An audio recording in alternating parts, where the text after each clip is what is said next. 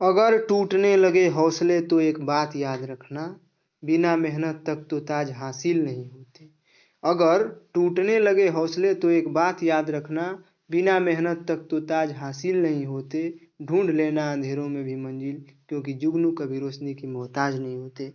जय हिंद दोस्तों, स्वागत है आपके अपने यूट्यूब चैनल स्टडी वे 2.0 में। तो हम लोग पढ़ रहे हैं रुक्मिणी प्रकाशन के स्टैटिक जीके का सेट नंबर 9 तक कंप्लीट हो चुका है।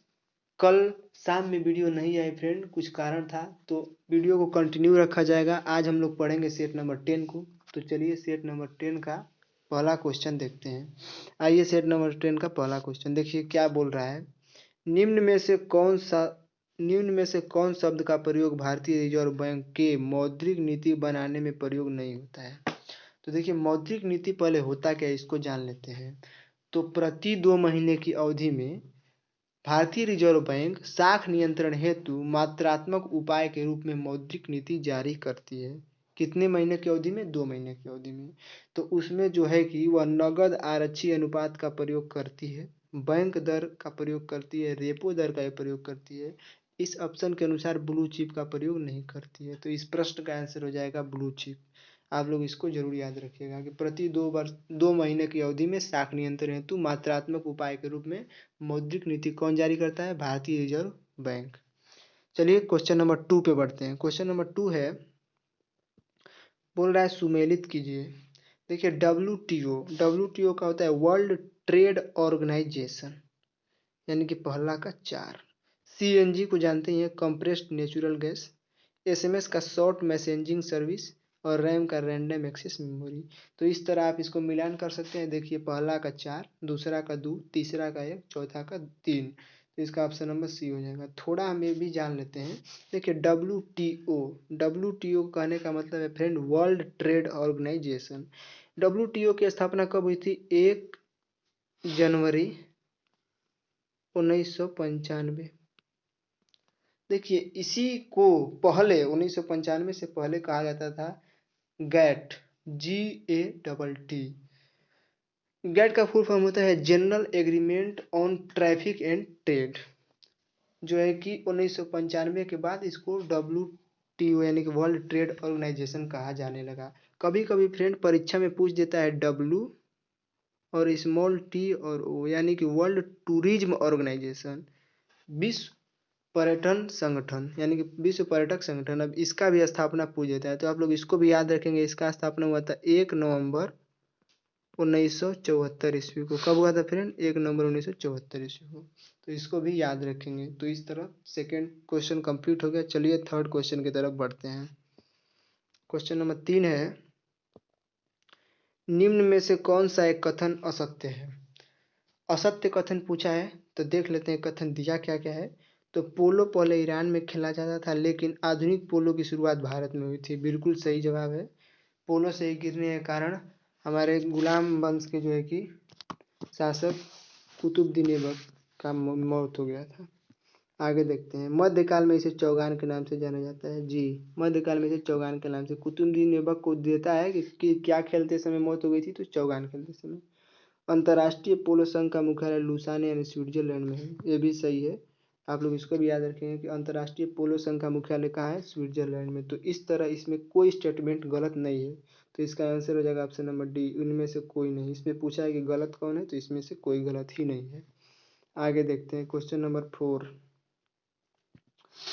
प्रथम भारतीय संप्रेषण सैटेलाइट एप्पल छोड़ा गया था कब? तो 19 जून 1981 ईस्वी को प्रथम भारतीय संप्रेषण सैटेलाइट एप्पल छोड़ा गया था। आप लोग इसको याद रखेंगे फ्रेंड। चलिए आगे देखते हैं। फिलोलॉजी के अंतर्गत किसका अध्ययन होता है? तो भाषा का अध्ययन क्या कहलाता है? फिलोलॉजी। आप लोग इसको भी याद रखेंगे, भाषा का अध्ययन फिलोलॉजी। आगे देखते हैं question number 6। Bhabha atomic research centre यानी कि BARC की स्थापना कब हुई थी? तो भाभा एटॉमिक रिसर्च सेंटर यानी BARC की स्थापना 1954 में हुई थी। कब हुई थी फ्रेंड? 1954 ईस्वी में हुई थी। आगे देखते हैं क्वेश्चन नंबर 7। निम्न में से किस फसल की खेती भारत के माननीय उच्चतम न्यायालय द्वारा निषिद्ध है? यानी कि कौन सा फसल जो है कि भारत के उच्चतम न्यायालय द्वारा निषिद्ध है कि नहीं किया जा सकता, उसका नाम है लेथाइरस। इसको खेसारी भी बोला जाता है। तो इस प्रश्न का आंसर हो जाएगा ऑप्शन नंबर ए, लयथाइरस। इसको हिंदी में खेसारी, सॉरी फ्रेंड। आगे देखते हैं।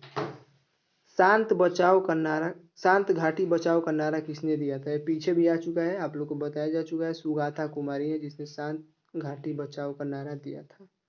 ठीक है, आगे देखते हैं। क्वेश्चन नंबर 9 बोला है कि निम्नलिखित में कौन सा एक सरोद वादक नहीं है? सरोद वादक कौन नहीं है?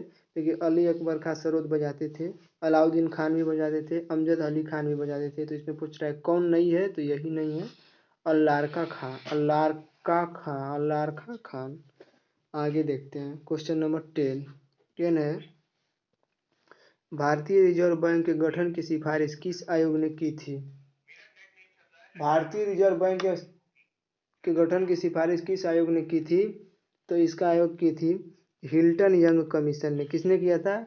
हिल्टन यंग कमीशन ने किया था भारतीय रिजर्व बैंक के गठन की सिफारिश। आगे देखते हैं। क्वेश्चन नंबर 11, शास्त्रीय संगीत पर प्रसिद्ध रचना राधा गोविंद संगीतकार के रचयिता कौन थे? शास्त्रीय संगीत पर प्रसिद्ध रचना राधा गोविंद संगीतकार के रचयिता थे देवर्षि भट्ट ब्रजपाल। फ्रेंड, इस प्रश्न का आंसर हो जाएगा ऑप्शन नंबर ए। यहाँ से भी क्वेश्चन पूछ रहा है, आप लोग इसको याद रखिएगा, रचना और रचयिता का नाम। आगे देखिए, यूकी भांबरे किस क्षेत्र से संबंधित है? तो यूकी भांबरे जो है कि खेल है, और यह संबंधित है किससे? टेनिस खेल से संबंधित है। यूकी भांबरे किस क्षेत्र से संबंधित है? टेनिस खेल से। नेपाल की मुद्रा क्या नाम है? नेपाल की मुद्रा का नाम रुपया है।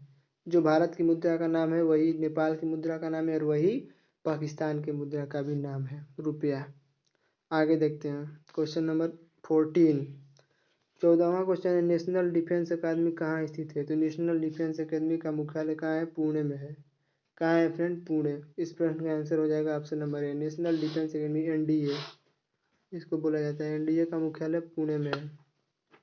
आगे देखते हैं। किस विदेशी यात्री ने पान और नारियल के बारे में विस्तार से लिखा है? तो पान और नारियल के बारे में विस्तार से लिखने वाले विदेशी यात्री का नाम था इब्न बतूता। इब्न बतूता से 2-3 क्वेश्चन पूछता है फ्रेंड, आप लोग इसको याद रखिएगा। इब्न बतूता भारत कब आया था? 1333 ईस्वी में। जब इब्न बतूता भारत आया था तो उस समय भारत का जो है कि शासक कौन था? MBT मोहम्मद बिन तुगलक। इब्न बतूता कहाँ से आया था? मोरक्को से आया था। मोरक्को अफ्रीका महादेश में पड़ने वाला देश है। इब्न बतूता मोरक्को का रहने वाला था। यह 1333 ईस्वी में मोहम्मद बिन तुगलक के दरबार में आया था, जो विदेशी यात्री था। आगे देखते हैं। क्वेश्चन नंबर 16, हॉर्नबिल त्यौहार कहाँ मनाया जाता है? तो फ्रेंड, हॉर्न ये भी पीछे आपको बताया जा चुका है सेट में, अगर आप पूरा सेट को देखते होंगे तो। अब यहाँ पे आ जा रहा है तो इसको रिपीट कर दे रहे हैं। हॉर्नबिल त्यौहार कहाँ मनाया जाता है? नागालैंड। इसका हो जाएगा ऑप्शन नंबर बी, हॉर्नबिल त्यौहार नागालैंड, ऑप्शन नंबर बी। आगे देखते हैं। क्वेश्चन नंबर 17, यूनेस्को की अमूर्त सांस्कृतिक विरासत की सूची में कौन सा मेला सूचीबद्ध होना है? देखिए, अभी हुआ नहीं है, लेकिन कौन से मेला को यूनेस्को में शामिल किया जाना है? तो इस प्रश्न का आंसर हो जाएगा कुंभ मेला। कुंभ मेला कब लगता है फ्रेंड? प्रतिवर्ष नहीं, 12 वर्ष के अंतराल पे लगता है कुंभ मेला। भारत में 4 जगह लगता है, इसको भी आपको बताया जा चुका है। पहला लगता है हरिद्वार, दूसरा लगता है या प्रयागराज, तीसरा लगता है उज्जैन, चौथा लगता है नासिक।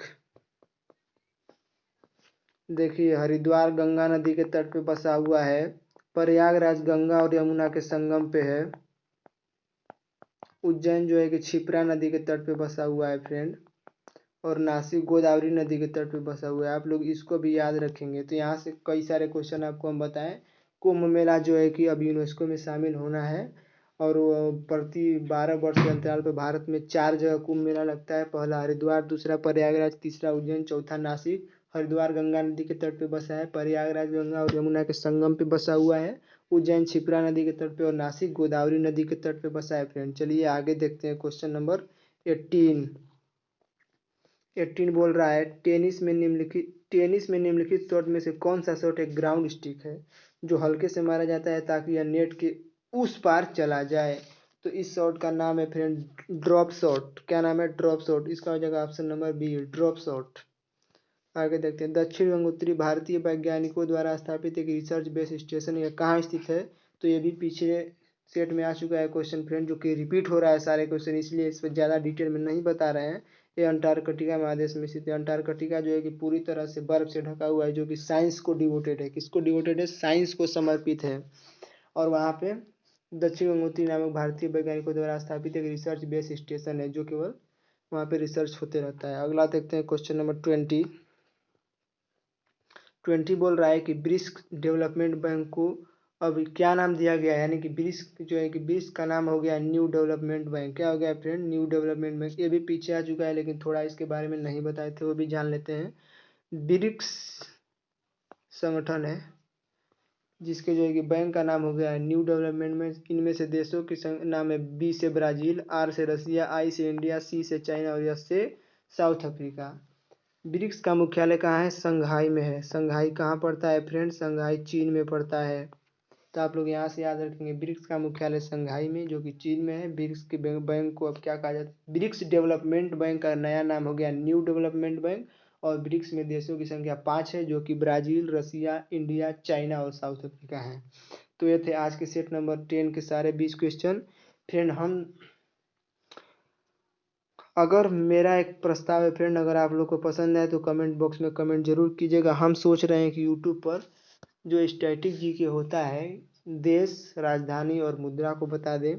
और उसके बाद ये सोच रहे हैं कि जितने भी ब्रांड एम्बेसडर हैं, मतलब ऐसा ऐसा क्वेश्चन जो कि अभी इम्पोर्टेंट ही है, जो कि एग्जाम में डायरेक्ट आ सकता है। तो अगर आप लोग को इस सब में रुचि है कि नहीं ये भी बताना चाहिए, तो आप कमेंट बॉक्स में कमेंट करके ज़रूर बताएं। चलिए मिलते हैं नेक्स्ट वीडियो में शाम में, तब तक के लिए आप लोग ख्याल रखिएगा। जय हिंद।